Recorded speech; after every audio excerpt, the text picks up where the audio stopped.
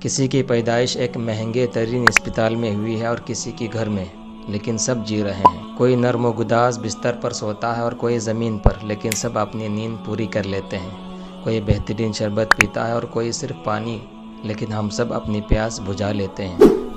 کوئی بہترین کھانا کھاتا ہے اور کوئی سوکھی روٹی، لیکن سب اپنی بھوک مٹا لیتے ہیں۔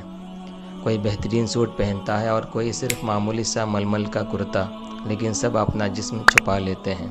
کوئی لگژری گاڑی میں سفر کرتا ہے اور کوئی بھیڑ سے بھری بس میں، لیکن سب اپنی منزل پر پہنچ ہی جاتے ہیں۔ اس ویڈیو کو دیکھنے کے لیے آپ کے پاس لیپ ٹاپ، آئی فون یا بلیک بیری ہے اور کسی کے پاس سادہ سا موبائل، لیکن ہم سب اس ویڈیو کو دیکھ رہے ہیں۔ تو کوئی خود کو کیوں کوسے، اپنے رب پر کیوں کر الزام لگائے؟ بے شک زندگی ہمیں غمگین کرنے کے ہزاروں وجوہات دیتی ہے، پر ہم غم کیوں کریں؟